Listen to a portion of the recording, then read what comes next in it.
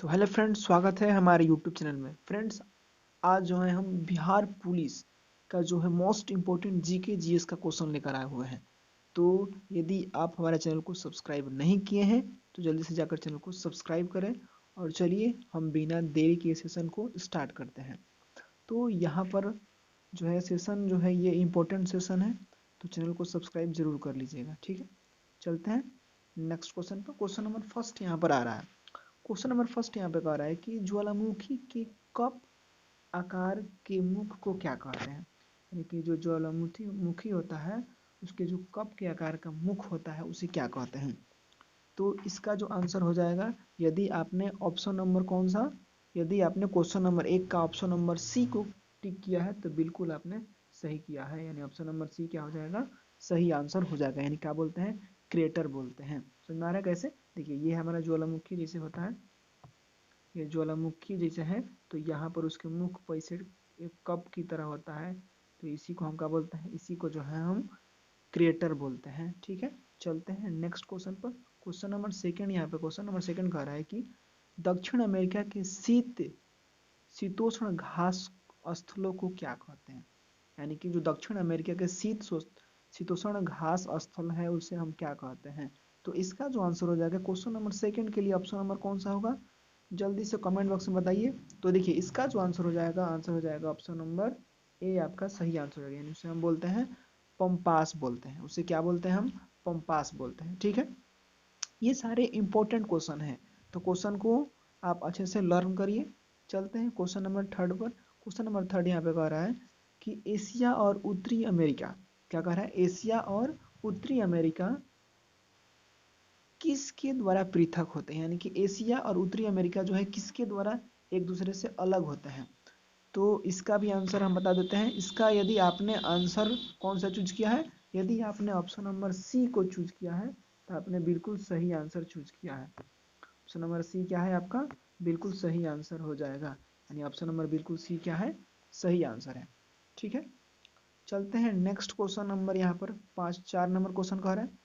Question number 4 यहाँ पे कह रहा है कि स्वराज पार्टी के संस्थापक थे।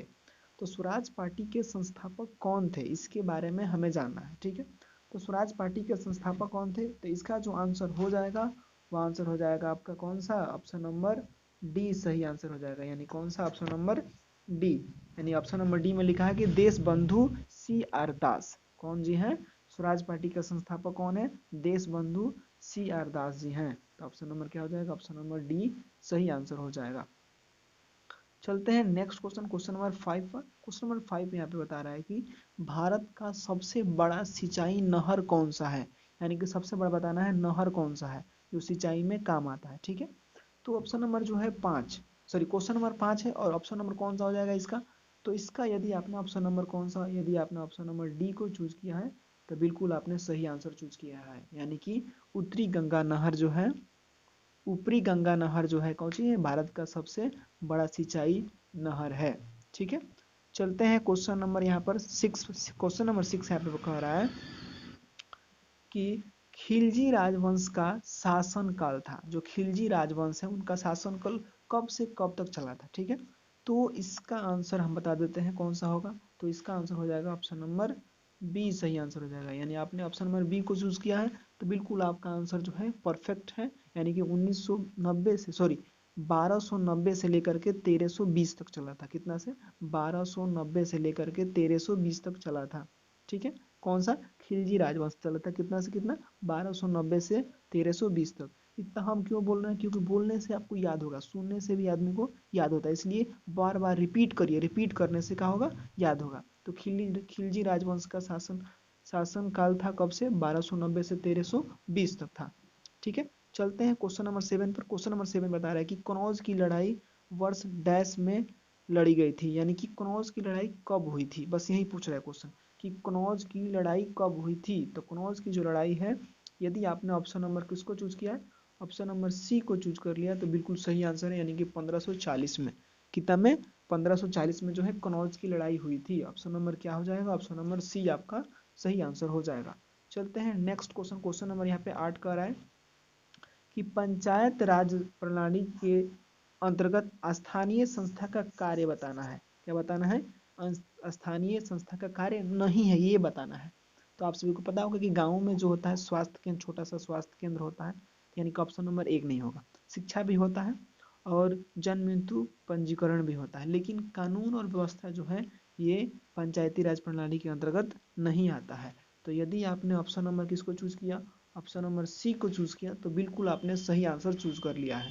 तो ये जितना भी सारे क्वेश्चन हो रहा है, ये सारे क्वेश्चन जो है मोस्ट इम्पोर्टेंट क्वेश्चन है। तो इस सेशन को आपको देखना है और साथ ही साथ अपने दोस्तों के पास शेयर करना है। ऐसे वीडियो आपको हमेशा मिलते रहेंगे, ठीक है। चलते हैं नेक्स्ट क्वेश्चन नंबर, यहाँ पर 9 नंबर क्वेश्चन कह रहा है कि संत सरफुद्दीन याहिया मनेरी का मकबरा किस जिला में है। तो आपको इस क्वेश्चन का आंसर आपको कमेंट बॉक्स में बताना है। तो इसका आंसर यदि आपने ऑप्शन चूज कर लिया, जल्दी से बताइए हमें कौन सा चूज कर लिया। तो यदि आपने ऑप्शन नंबर कौन सा, यदि आपने ऑप्शन नंबर बी को चूज कर लिया है, तो बिल्कुल आपने सही आंसर चूज किया, यानी कि संत सरफुद्दीन याहिया मनेरी का जो मकबरा है वो कहाँ पर है, पटना में है। कहाँ पर है, वो पटना में है, ठीक है। चलते हैं नेक्स्ट क्वेश्चन नंबर 10। यहाँ पे क्वेश्चन नंबर 10 कह रहा है कि भारत के प्रथम राष्ट्रपति कौन थे। तो भारत के प्रथम जो राष्ट्रपति थे ये कौन थे, आप सभी को पता होगा। ये छोटा सा बेसिक क्वेश्चन है, भारत के प्रथम राष्ट्रपति कौन थे। तो इसका आंसर अभी आपने चूज कर लिया है, कौन सा, ऑप्शन नंबर ए आपका सही आंसर हो जाएगा। कौन सा हो जाएगा, ऑप्शन नंबर ए, यानी कि डॉक्टर राजेंद्र प्रसाद जो है भारत के प्रथम राष्ट्रपति थे, ठीक है। अब आप सभी को पता है कि महात्मा गांधी को क्या कहते हैं, हम राष्ट्रपिता भी कहते हैं। तो क्वेश्चन पूछा जा सकता है कि राष्ट्रपिता के नाम से किसे जानते हैं, तो याद रखेंगे महात्मा गांधी को। किसे, महात्मा गांधी को। चलते हैं नेक्स्ट क्वेश्चन पर। क्वेश्चन नंबर यहाँ पर 11 क्वेश्चन कह रहा है कि द्वितीय विश्व युद्ध का प्रारंभ किस वर्ष हुआ था, यानी कि सेकेंड वर्ल्ड वार जो है स्टार्ट कब हुआ था। तो इसका आंसर जल्दी से बताइए कमेंट बॉक्स में क्या होगा। तो इसका आंसर यदि आपने ऑप्शन चूज कर लिया, जल्दी बताइए कौन सा होगा। तो यदि इसका जो आंसर चूज कर लिया ऑप्शन नंबर सी, तो बिल्कुल आपका सही आंसर है। यानी कि स्टार्ट कितना में हुआ था, तो स्टार्टिंग हुआ था 1939 में। कितना में स्टार्टिंग हुआ था, 1939 में। और इंड कब हुआ, यानी कि खत्म कब हुआ, तो इंड जो हुआ था वो 1900 कितना में हुआ था, 1945 में हुआ था। याद रखेंगे कि द्वितीय विश्व युद्ध शुरू कब हुआ था, 1939 में शुरू हुआ था, और खत्म कब हुआ, 1945 में। एक और क्वेश्चन यहाँ पे पूछा जाता है कि प्रथम वर्ल्ड वार कब हुआ था, यानी कि प्रथम विश्व युद्ध कब हुआ था। तो प्रथम विश्व युद्ध जो है स्टार्टिंग जो हुआ था वो कितना में हुआ था, तो 1914 में स्टार्टिंग हुआ था। कितना में हुआ था स्टार्टिंग, 1914 में स्टार्ट हुआ। और खत्म कब हुआ, तो 1918 में जाकर का हो गया, खत्म हो गया। यानी कि 1918 में जो है ये खत्म हो गया था। 1918 में क्या हो गया, खत्म हो गया। तो याद रखेंगे कि प्रथम वर्ल्ड वार स्टार्ट कब हुआ था, तो 1914 में। खत्म कब हुआ, 1918 में। सेकेंड वर्ल्ड वार कब स्टार्ट हुआ था, 1939 में शुरू हुआ। खत्म कब हुआ, 1945 में। तो ऐसे क्वेश्चन जो है आपको जल्दी जल्दी लर्न होते हैं, याद जल्दी जल्दी होते हैं और समझ में भी आते हैं। तो हिस्ट्री का क्वेश्चन है। चलिए चलते हैं नेक्स्ट क्वेश्चन में। नेक्स्ट क्वेश्चन में यहाँ पर है कि राष्ट्रीय कैलेंडर का प्रथम महीना कौन सा होता है। तो राष्ट्रीय कैलेंडर होता है, इसका प्रथम महीना कौन सा होता है। तो आप सभी को पता होगा कि गाँव में जो है चैत बैसाख ऐसे बोलते हैं। तो पहले बोलते हैं चैत, इसका मतलब चैत, यानी कि कौन सा ऑप्शन हो जाएगा। तो यदि आपने ऑप्शन नंबर चूज कर लिया है, तो ऑप्शन नंबर सी ही चूज किए होंगे। तो आपका सी ऑप्शन बिल्कुल क्या है, सही आंसर हो जाएगा। यानी ऑप्शन नंबर सी क्या है, आपका करेक्ट आंसर है। चलते हैं नेक्स्ट क्वेश्चन पर।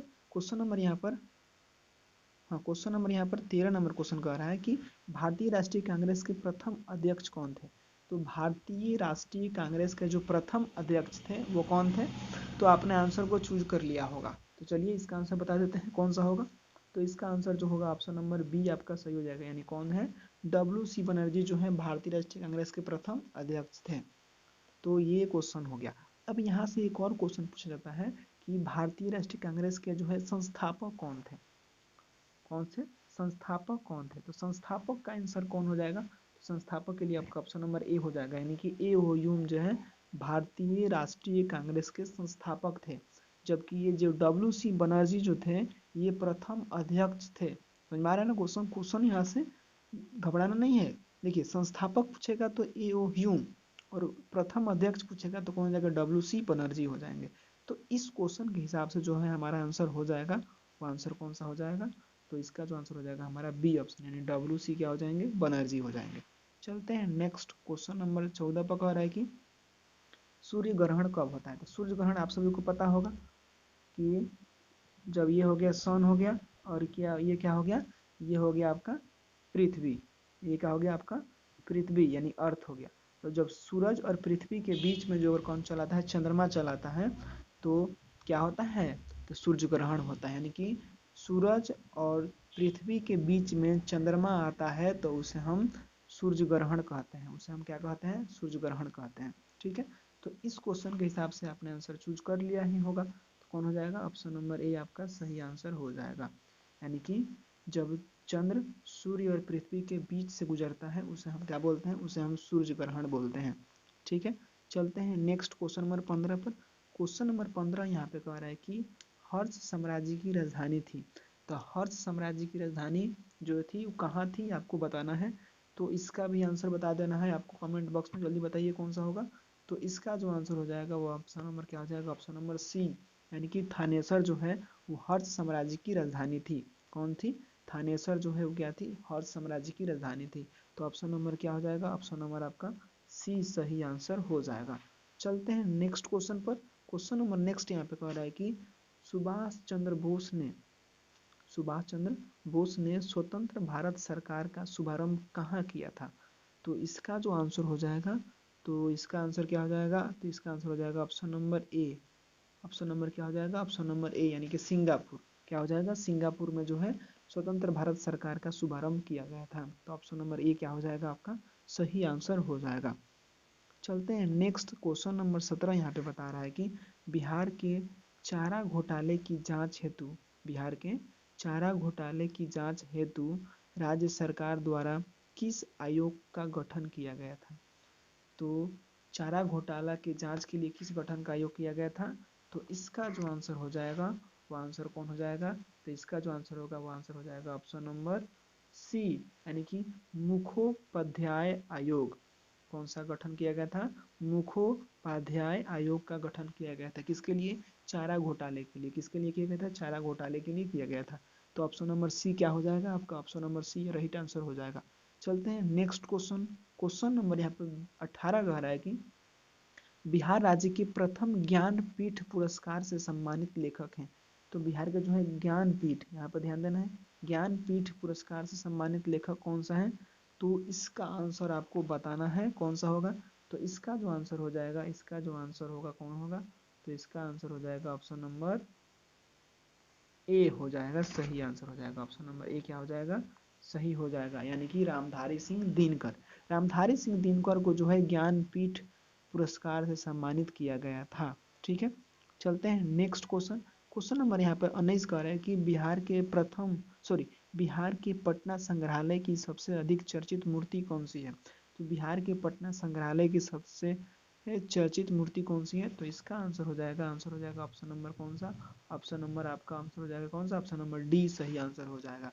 यानी कि दीदारगंज से प्राप्त यक्षिणी की मूर्ति, जो दीदारगंज से प्राप्त यक्षिणी की मूर्ति है वो पटना संग्रहालय की सबसे चर्चित मूर्ति है। ठीक है, चलते हैं नेक्स्ट क्वेश्चन नंबर लास्ट और क्वेश्चन नंबर 20। आज सेशन में हम जो है 20 क्वेश्चन करने वाले हैं, नेक्स्ट में भी हम 20 या 25 क्वेश्चन करेंगे। ऐसे करते करते धीरे धीरे हम 50 तक भी चले जाएंगे। ठीक है, तो चलिए चलते हैं 20 क्वेश्चन, लास्ट क्वेश्चन है, ये भी इम्पोर्टेंट, सारे क्वेश्चन जो है इम्पोर्टेंट है और PYQS है, मतलब कि प्रीवियस ईयर क्वेश्चन सारे हैं। ठीक है, तो कह रहा है कि किसी द्रव में एक कोलाइडी तंत्र, किसी लिक्विड में अगर हम कोलाइडी तंत्र को क्या करते हैं, मिलाते हैं, कह रहा है कि किसी द्रव में एक कोलाइडी तंत्र एक द्रव में परीक्षित करने पर कहलाता है।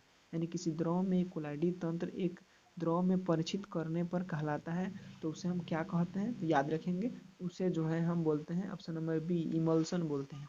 उसे क्या बोलते हैं हम, इमल्सन बोलते हैं। किसी द्रव में एक कोलाइडी तंत्र एक द्रव में परीक्षित करने पर क्या होता है, उसे हम इमल्सन बोलते हैं। यानी ऑप्शन नंबर बी क्या हो जाएगा, सही आंसर हो जाएगा। तो आज के सेशन में लिए हमने 20 क्वेश्चन ही किया और 20 क्वेश्चन जो है ये सारे क्वेश्चन मोस्ट इंपॉर्टेंट थे। ये 20 क्वेश्चन जो थे क्या थे, ये मोस्ट इंपॉर्टेंट क्वेश्चन थे। तो चैनल को सब्सक्राइब भी कर लीजिए क्योंकि ऐसे क्वेश्चन आपको मिलते रहेंगे। और ये जो है बिहार पुलिस के जो एग्जामिनेशन 2023 में होने वाला है, ये मोस्ट एक्सपेक्टेड क्वेश्चन है। तो चलिए ठीक है, थैंक्स फॉर वॉचिंग।